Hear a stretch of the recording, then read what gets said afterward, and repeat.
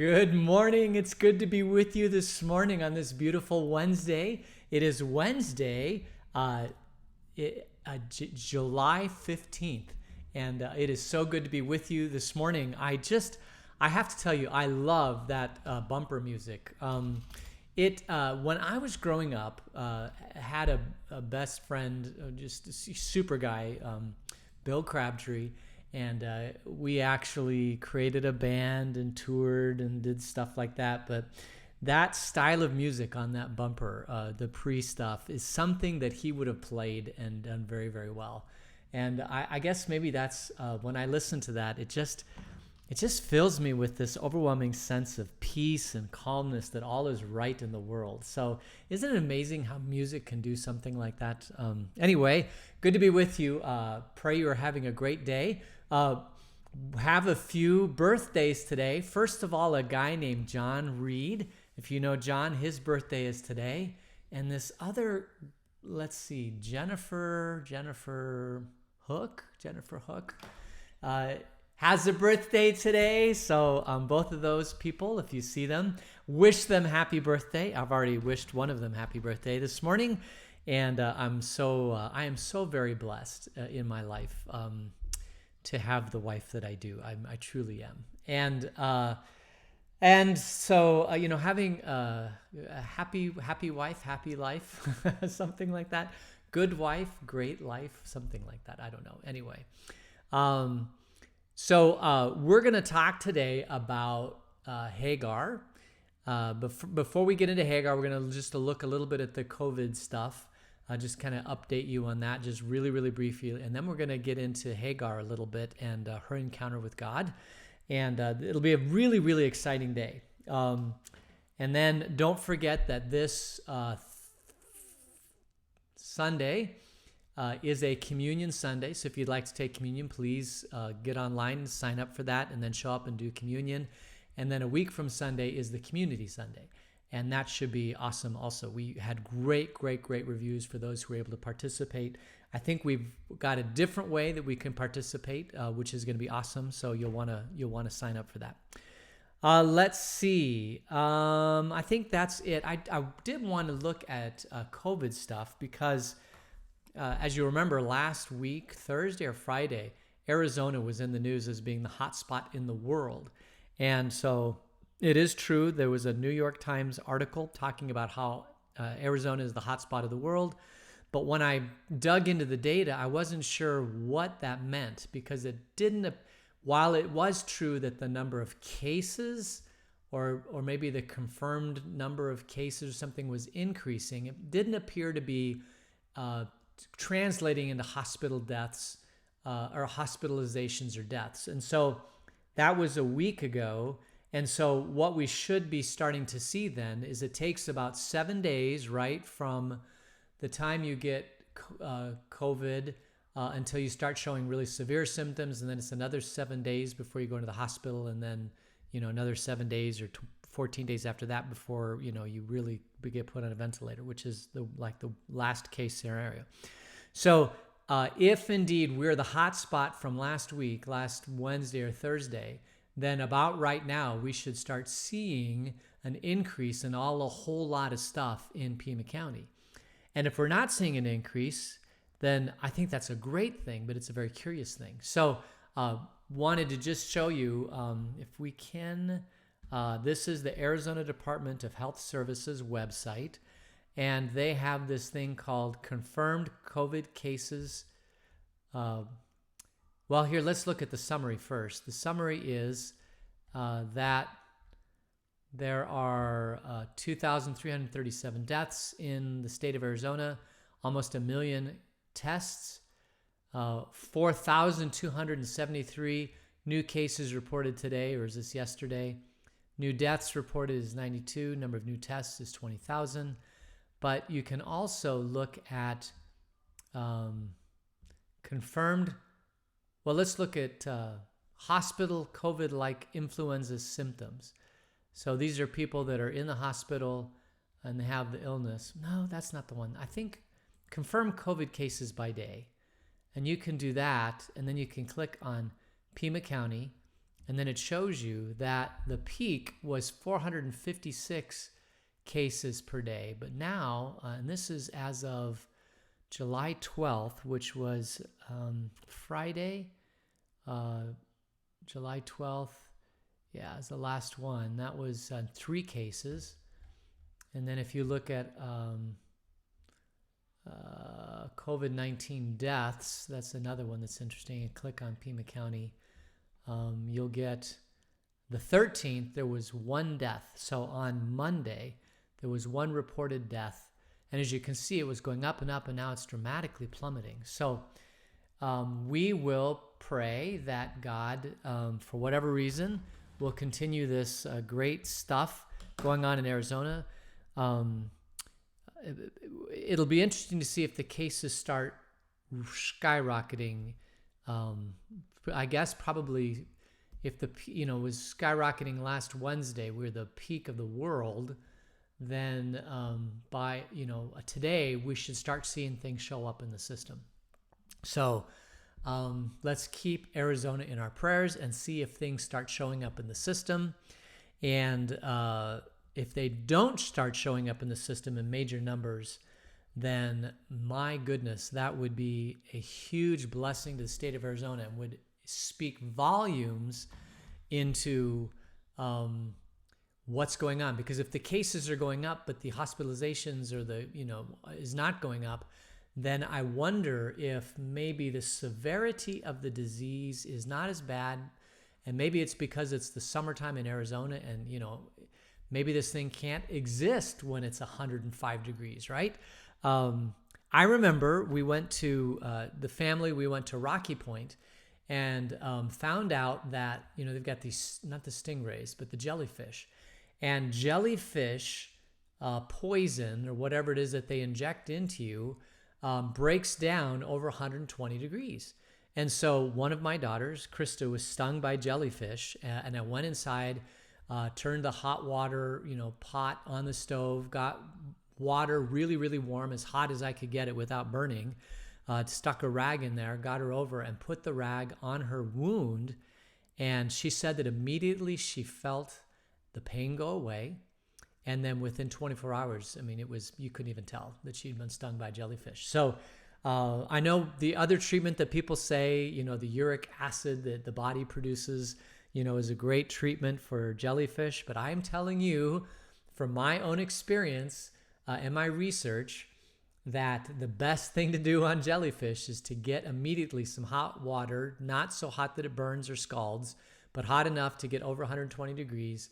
Put a rag in that, put it on the wound, and let it break down the poisons, and you will be just fine. That is the best treatment for jellyfish. So, hey, a freebie today, okay? So, and the other thing I wanted to say before we get into our little discussion on Hagar is you'll have to remember that we're talking about I think one of the major stories of Abraham is his faith.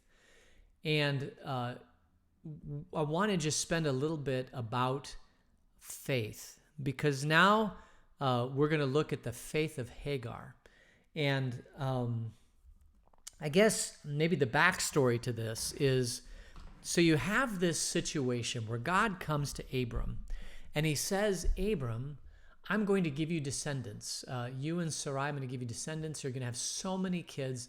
It'll be as numerous as the sky.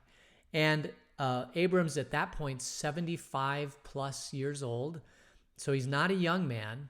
And then all of a sudden he goes home and he tells Sarai, hey, God came to me in a promise and he's going to give us descendants. It's going to be wonderful. They probably did the happy dance around the compound. We're very, very excited.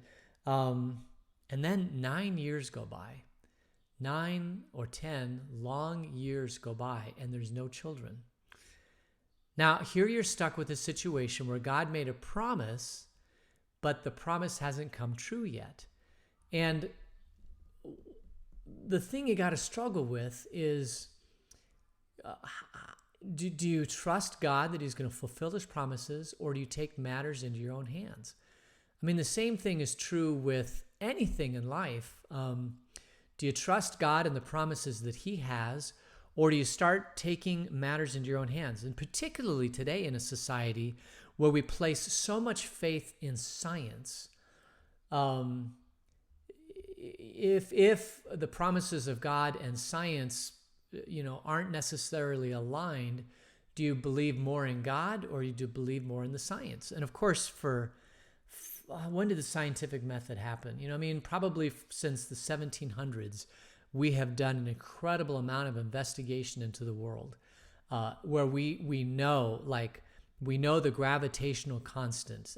We know how strong forces, strong gravitational forces, weak forces, strong forces. We know all the things, the laws of thermodynamics. These are things that appear to be very, very solid. You can put your faith and your trust in them. But we're now in a situation where I just have to say the science appears to be based not only on studies and tests and that sort of thing, but the interpretation of that science and how it's used in the world today has become just as much as political as it is raw science. And that is a very difficult thing for me, because I went to school to learn the scientific method. You do research and you trust the scientific method as far as you can, but the scientific method isn't perfect. You have a hypothesis, you run research, you analyze the data, and from that you come up with some conclusions. But it isn't necessarily a law like the law of thermodynamics or the law of gravity. Those things are tested over and over and over and over again, and you never get a false positive. It always comes true. But it seems like today we have hypotheses, and you have to remember these hypotheses, even if they come up with a drug, what they're going to come up with is they'll say we ran the gold standard, double-blind randomized controlled trials, and we ran the statistical analysis, and it shows to a 95% confidence interval that 60% of the people got better on this drug. And if that was the case, my goodness, they will start prescribing that drug. But it won't, the thing you have to understand is that there's probably a side effect from that drug, and there's potential for death in that drug. And that's been the case probably for the last 50 years. So when you see drugs on TV, they're saying, this is the miracle drug for X, Y, or Z, high blood pressure or whatever. What they don't necessarily show you, but it's written on the packaging, is that there is always a potential that A, it's not going to reduce your high blood pressure, and B, there is a potential for death or illness or sickness or something like that. And that's the world we live in right now. That's the world where the scientists aren't 100% sure. They're 95% sure. And it's become politicized. So in that case, you really have to, you trust the doctors somewhat, and they're going to give you the treatment that they believe is the best treatment for you, and that's good. But at some point, you have to take a step of faith and say, I'm going to take this treatment, but if it kills me, if I'm the 1 in a million people that this drug really does kill, have the faith that all things work for good for those who love God, who are called according to his purpose, right? At some level, faith in God, in my opinion, faith in his promises have to walk alongside you. Otherwise, I think you freak out, because you ask the doctor, hey, I'm going to take this drug. What are the side effects? And he goes, don't worry about it, whatever. Then you come home and you get on the internet, and you find out that some of these side effects of these drugs are pretty severe, and maybe some of the side effects are death. And you say, well, yeah, but I can't live with this condition, and so I'm going to take this drug. And so you do, but at some point, you just have to say, you have to have the faith that God's in charge. He's in control. And I don't know how anybody lives their life at some level without faith in God. That being said, now you have Abram and Sarah 10 years later, and the question you have to ask yourself is, who broke? Was it Sarah? Sarai? Is she the one that said, I don't believe God's going to do this, but I think you should have a descendant, so here, sleep with my maid? Or was it Abram saying, I thought it was God, but I just don't see it's God. We have to find a different solution because God's not coming through. And the fact is, who to blame? I would say both of them. Abram and Sarai are a marriage. They're a partnership. And in that partnership, the whole purpose of that partnership is to help build each other's faith and to rely on the promises of God and stay true to the promises of God. They were there to help each other. Same thing is true with Adam and Eve. Eve was created out of Adam, and she's called a helper. And one of the roles of Eve is to help Adam grow in his faith and to do the job that God called him to. And so when the serpent came to Eve, it should have been their marriage and their trust in God and the trust in the promises of God that got him through it. But it didn't work out that way. And sometimes that happens. But a really good, strong marriage, a really good partnership like that, because you can have partnerships like that with other people too. But the marriage is your major partnership in life. One of the things that's supposed to do is to help each other see the beauty and the promises of God and help them hold on to the promises of God. And that is, I tell people when I marry them, your marriage relationship is the most important relationship you'll ever have in your life. And the whole purpose of it is to help you turn into the person, to grow into the person that God wants you to be. And that means growing in your faith. And so our spouses are there to help us grow in our faith, to grow deep roots. They always say that opposites attract. And I do believe that's true with personality. But when it comes to character or faith, I think like people attract. And there's a huge attraction there, maybe at a very subliminal level, that you see the faith of somebody else, and maybe that's very attractive to you.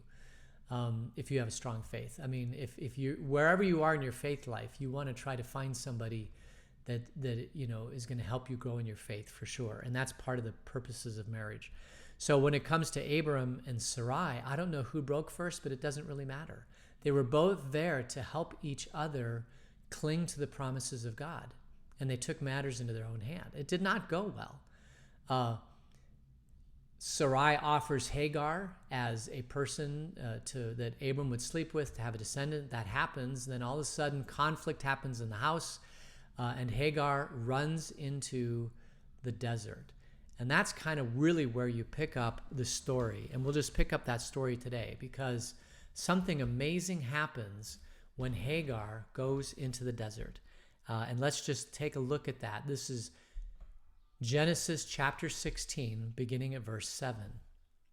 The angel of the Lord found Hagar near a spring in the desert. It was the spring that is beside the road to Shur. And he said, Hagar, slave of Sarai, where have you come from and where are you going? I'm running away from my mistress, Sarah, she answered. Then the angel of the Lord told her, go back to your mistress and submit to her.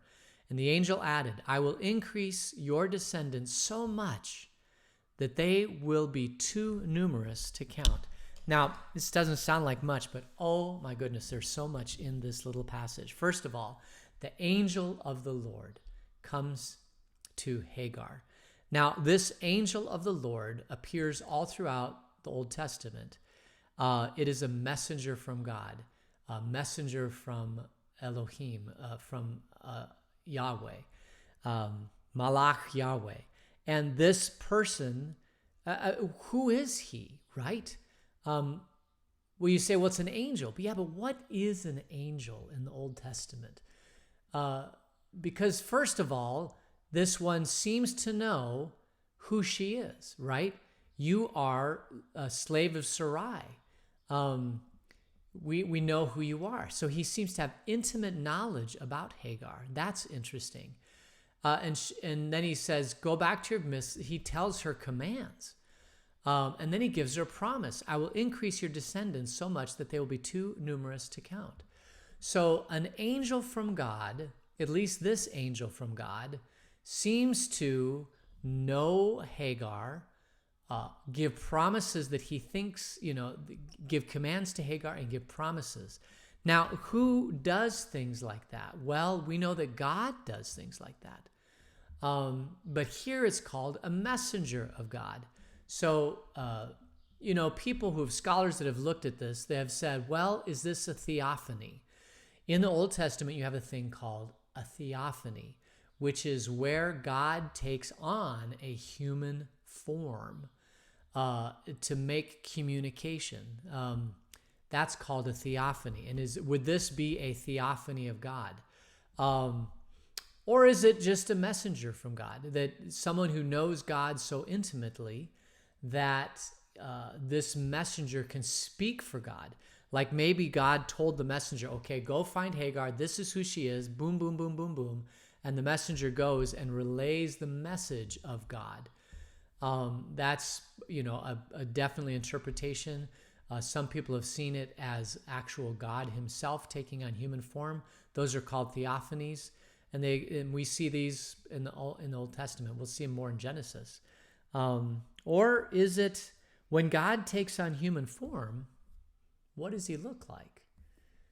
And some New Testament scholars and people have studied it said, well, maybe when God takes on human form, it looks like Jesus, like the adult Jesus. We don't know. We don't have pictures. It is interesting, though, just a bit of a little fun fact that light travels at the speed of light, right? But if you could travel faster than the speed of light, if that was possible, if you could go 100 times or 1,000 times the speed of light, could you, I know this is going to sound crazy, but could you go out into the universe at faster than the speed of light and set up a camera and pick up a pixel of what the Earth looked like 6,000 years ago? And then you go again, traveling 1,000 times the speed of light, and you go, 6,000 times, and you pick up pixels out in the universe at specific locations, and you get a dot image of what was going on.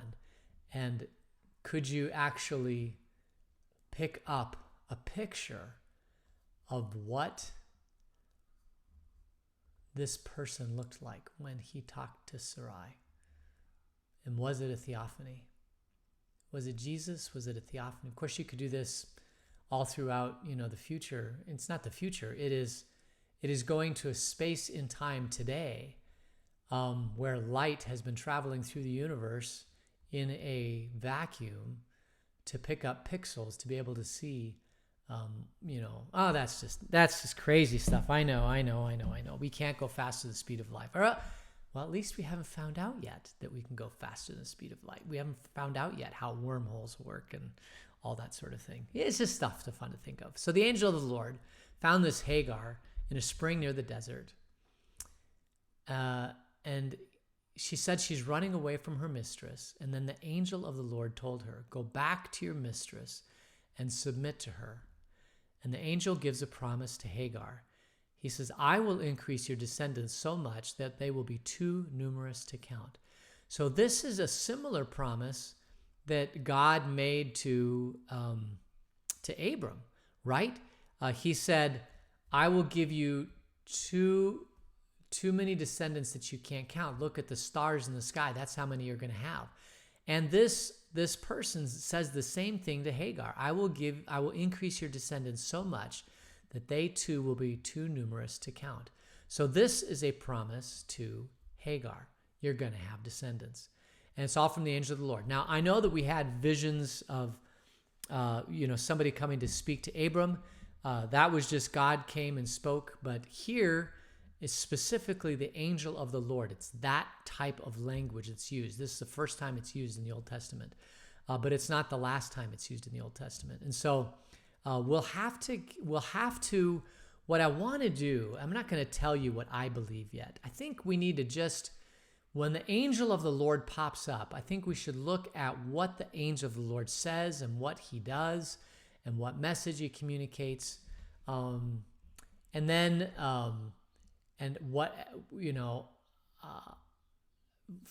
how he says things. Like the angel said, I will increase your descendants so much that they will be too numerous to count. The angel of the Lord doesn't say, the Lord will increase your descendants, or the language that he uses to communicate to people is just very curious, the way that he talks. If you were an angel and a messenger of God, wouldn't you say, I'm a messenger from the Lord, and this is what God is saying to you? I mean, those are the types of things that you would say if you were a messenger like an angel that we think of an angel today. But in verse 10, the angel says, well, look at it. Verse 10, the angel added, I will increase your descendants so much that they'll be too numerous to count. I mean, that is not language to say that I'm representing somebody necessarily here in this passage.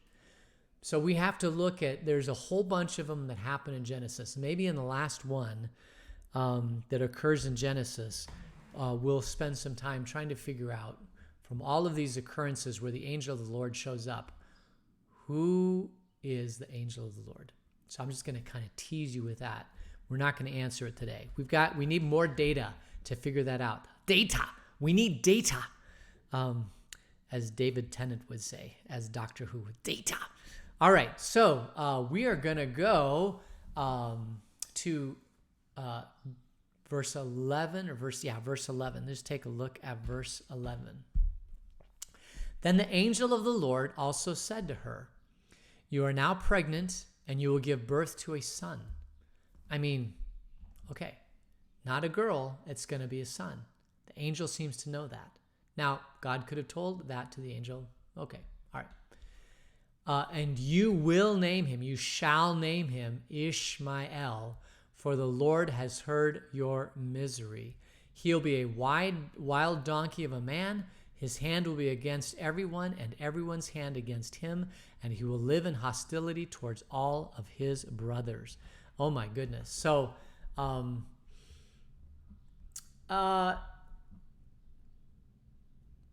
Ishmael, the name Ishmael. Remember, if it ends with El, that stands for Elohim. It's a Hebrew name. It means God. It means God something. Yishamel. It means basically that God will hear. God maybe has heard her pain and her misery from the fact that she had this encounter with Sarai, and the angel came and heard her. But the angel tells her to go back and to be part of this community, this tribe called Abraham. Let's see, you will give birth to a son. You name him Ishmael. The Lord has heard your misery. He will be a wild donkey of a man. So that's interesting. This Ishmael will be wild, a donkey. And his hand will be against everyone. And everyone's hand against him. And he will live in hostility towards all of his brothers. So that doesn't really sound like a great promise, right? By the way, you're going to have a son. And you're going to have lots of descendants, but this particular son that you're going to have will be like a wild donkey of a man, and his hand will be against everyone, and everyone's hand will be against him. He'll be in conflict for the whole entire life. For his brothers and anybody that comes into contact with him will just have a rough relationship with Ishmael. That's interesting too. As we get into it, she does have Ishmael. She does have sons. She calls him Ishmael. That Ishmael ends up the native population of the ancient Near East, the people who are not followers of Yahweh, the ones who are they're followers of Yahweh because they're followers of Abram, but they're not descendants of Isaac, who ends up being the other son. They end up being a wild clan. And they see their roots as being more from Ishmael than they do from the other son that comes along. Let's just finish off this chapter. At least I think we'll read it. So she, Hagar, gave this name to the Lord who spoke to her. You are the God who sees me. Oh, there we go. The God who sees me. El Roi is the name of God who sees. El, God, Roi, sees, me. El Roi. It's the first name of God. Oh, it's the first name of, it wasn't showing you me. El Roi is the name of God. That's the first. So in the written word, you have, he's known as Yahweh or Elohim, right? But here's the first time we have actually somebody in the Old Testament giving a name to God. Now you have to remember, Hagar is most likely somebody that came out of Egypt. When Abram and Sarah went into Egypt because of the famine, they came out. Now they have an Egyptian slave. I think they picked her up when she was in Egypt, so I think she is part of the Egyptian culture. And if you remember the Egyptian culture, they had gods for everything. They had Ra, and they had, if anybody, they had the great God and they had all the lesser gods. And so Hagar brings with her that baggage, if you will. Certainly she lived in Abram's tent and knew Abram in a biblical sense, but she has to give a name to this theophany or this angel who, and look again, what does it say? Here we go. This is another interesting thing. She gave this name to the Lord who spoke to her. You are the God who sees me, for I have now seen the one who sees me. And that is why the well is called Be'er Lahai Roi. El Roi is the God who sees me. Be'er Lahai Roi is the Be'er is the well. Lahai is to the living. Roi is the one who sees me, the living one who sees me. The well to the living one who sees me. I have now seen the one who sees me, and that is why the well is called Be'er Lahai Roi. It is still there between Kadesh and Bered. It is still there. So Hagar bore Abram a son, and Abram gave the name Ishmael to the son she had born. Abram was 86 years old when Hagar bore him Ishmael. So now we have a whole bunch of information here. First of all, she calls the God El Roi, for I've now seen the one who sees me, and that is the well, is now called the well to the one who sees me, and it is still there. So when Moses is writing this years later, generations later, he says, yeah, and that well is still there. And my guess is the well is still there. There's probably, if we looked it up online, the Be'er Lahai Roi, you'd find a copy of the well. Maybe I'll do that. And so Hagar bore Abram a son, and Abram gave the name Ishmael to the son she had born. And Abram was 86 years old. So he must have been 75. If he was 75 at the promise of God, so he's 75 at the promise of God. He waits 10 years, and he decides that he's going to take matters in his own hands. He's 85 years old, and now he's 86 because Hagar bears a son. It takes about a year to go from impregnation to the son. And so here we go. Hagar bears Abram his firstborn son. And the question you have to ask is, does the wealth of Abram now go to Ishmael, or who is not the line that God wanted, or does it go somewhere else? And we'll have to talk about the whole prodigeneity of the firstborn and how wealth has to be maintained together. You can't diversify your wealth and give a little bit to each son. That's not how tribal stuff works. The power of the tribe comes into the wealth of the tribe. And so that whole wealth has to stay together. And so that has to go to somebody, one person that has to go to kind of keep the family and the tribe together and keep it running. It's like an empire. It's like a business. It's like a kingdom, right? It's like, and so in order for that wealth to stay together, it can't be diversified, because the power of a kingdom is in the wealth of the kingdom and the size of the kingdom.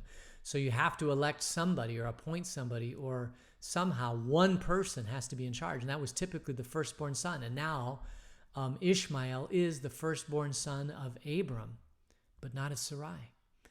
And that poses all sorts of interesting, difficult problems for Abram that he didn't think through very well.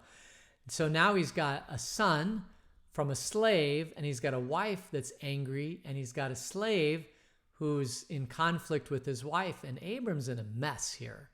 And I'll just tell you that anytime you take your faith and you put it in your own devices, and I will even say this, even with the COVID stuff, when God and science disagree, and God and science overlap in so many different ways. I mean, there's no question. They overlap 90 to 95% of the time. Really where you have to struggle is where the world around you is telling you one thing, but you know that the Word of God is telling you something else. And that's where rubber hits the road. That's where it becomes difficult. And you're going to say to yourself, do I trust what the scientists are trying to tell me, or do I trust what God's Word tells me? And we're all in those. In any of the things where we have the laws of science, the law of gravity, the law of weak forces, weak electric forces, strong electric forces, the thermodynamic laws, all of those things do not at all conflict with God, at all. It's the later we ran an analysis and we're about 90% sure that this kind of stuff happens. And so we want you to trust us. Well, is 90% sure 100% sure? So even like the age of the year, well, I won't go with the age of the universe. What's something that we can all say, yeah, but?